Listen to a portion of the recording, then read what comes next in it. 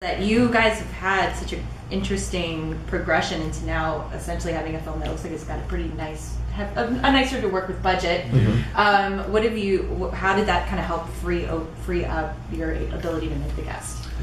Well, I mean, it's an interesting thing because when you have more money, there's a lot more kind of responsibility with that, and there's also, like, as a director, I find that when you have more access to all the tools, you have to really think really clearly, like, am I using this because I can use this? You know, like, am I putting a crane shot in here because it's cool, or am I using this because it actually fits with the movie? And obviously, when you have a certain amount of money for a film, you don't want the movie to look cheaper than your budget. You know, if anything, you want it to look more, but you always want those tools to be used for the right reasons. And you know, I remember when I was in film school, you know, whenever we got further down the line into more of the programs where, you know, we were able to utilize the soundstage and, like, all the movie equipment, the first thing everybody wants to do is, like, just use all the equipment. They want to do all the dolly shots, and they want everything to have that kind of aesthetic to it.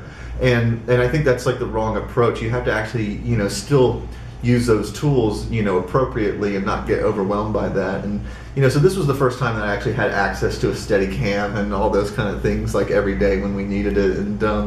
And so that was an interesting kind of learning curve process. But even beyond that, you know, we were in a bracket now where we could afford, you know, essentially more, I wouldn't say, like, professional actors in the sense that they're better actors than what we had worked with before, but people who actually do acting for a living. And a lot of our earlier films, I mean, it's true, you know, true, yeah. A lot of our earlier films, you know, are very improvisation heavy, and that in many ways was because that's the best way to get a performance out of non-actors, you know, people who don't do it for a living, because whenever you're trying to, you know, get a reality out of something, sometimes the best way is to eliminate the idea of performance at all so that you can't have a bad performance. You know? It's harder to, as an unprofessional actor myself, it's harder to do scripted dialogue than it is to just come up with something that's organic, just be yourself. Organic to how you speak. Yeah, exactly. So yeah, I mean, we had a bigger palette with this film, but you know, and I hope we kind of,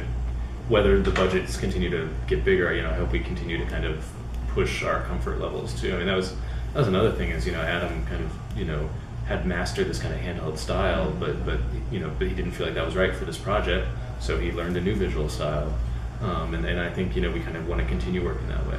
You know? You're next. I'm not talking about your next. I'm not going to be that guy. I'm not going to be the guy that talks about the other movie. You're next. And this movie both. Just don't ask us about Welcome to the Tombstone. They start one way, like with Your Next, you're thinking, okay, this is going to be a home invasion movie. With this movie, you're thinking, okay, this is going to be the military guy comes back, PTSD. Right.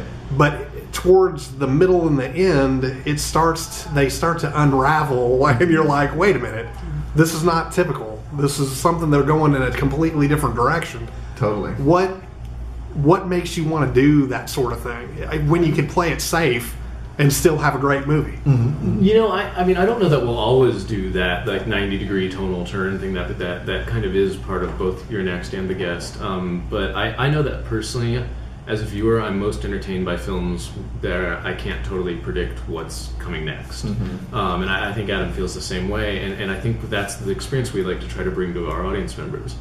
Too often I feel like when I go to see a movie, I can't enjoy it because I'm so actively being, like, insulted by it. In terms of, like, it's like, oh, can you believe, like, we went there? And it's like, yeah, I knew you were going there like 90 minutes ago. Like come on. And so we really do like to bring that kind of sense of fun. And we, you know, right now we've been making movies outside of the studio system, and it affords us actually, and with producers, I should say, Keith and Jess Calder, who we share a really like unique kind of creative sensibility with.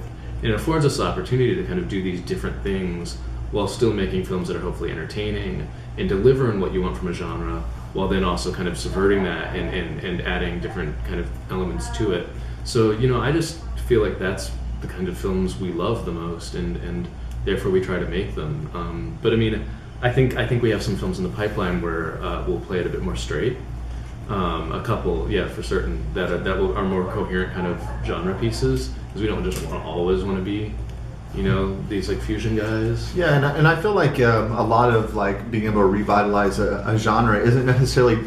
It's not like we're necessarily doing anything you haven't seen before, but it's almost like we're taking a different perspective on it. You know, like I think like in a normal like kind of standard Hollywood thriller version of this film, it would have started, with David breaking out of the military hospital and building that whole thing up. But instead, like Simon actually starts the movie as though the movie's already halfway started and we're just picking it up.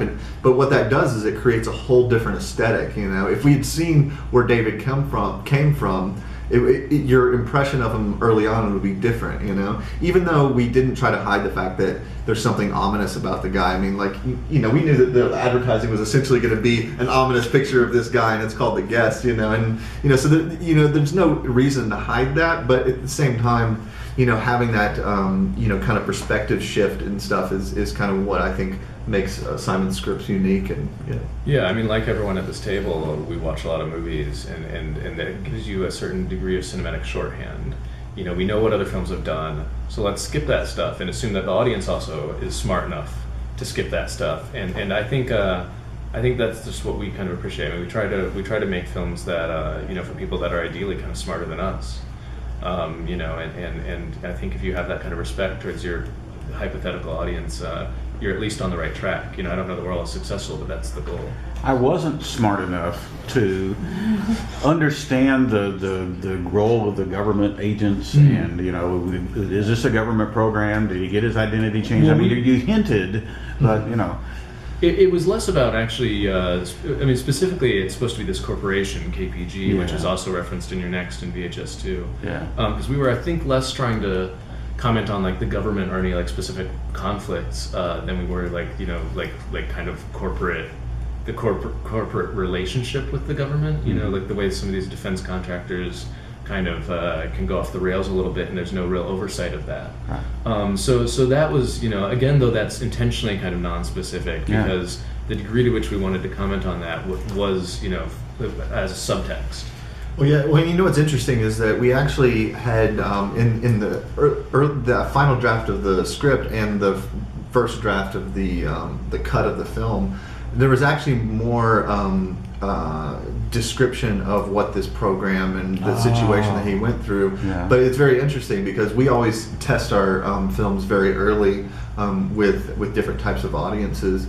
And the through line that we found in all these test screenings was that people actually felt like there was too much information. They were annoyed that we were just throwing all this stuff because everybody already has this sort of born identity shorthand of what a super soldier and all this stuff is. And even though we thought that information would be necessary, ultimately it ended up being superfluous and just kind of distracted from the story. So we cut it out, for better or worse. But it's one of those things where you just have to kind of weigh the pros and cons of that. And that was a situation, interestingly, where we took out information instead of adding it. Usually whenever you are doing reshoots or add-ons to a film, you're giving more information, but in some ways we ended up, as we went, taking more information. Yeah, we found out that the audiences actually kind of responded to the ambiguity.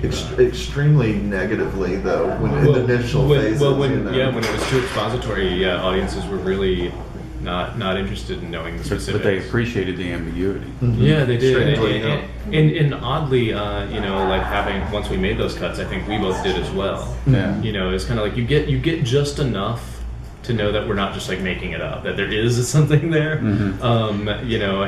Which is to say, like, I don't like sometimes very abstract films where it feels like they're just throwing a bunch of weird stuff at you and it doesn't all have like a logic or reality behind it.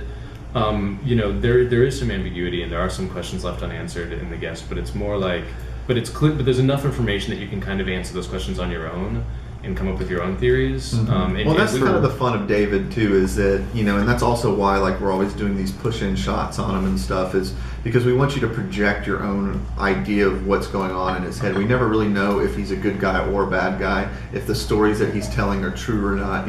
We have our own ideas of what it is, but it doesn't even really matter. I feel like it's one of those things where, and sometimes when filmmakers say it's up to the audience to figure it out, sometimes that's just lazy storytelling. Yeah, it's just a cop-out, I think. But sometimes it's true, like sometimes that is the point of a character, not to really know, but to and the point of this character in general wasn't to know if he's good or bad. It's just to enjoy what's going on, with him. To be entertained by, what he's doing, and to kind of throw out the idea of hero or villain and just leave it at, I'm being entertained by this guy, so I enjoy him, and even though he's gone over the point of no return, you still, at the end of the day, you look back on him fondly, hopefully. Well, speaking of One more David, quick what was it about?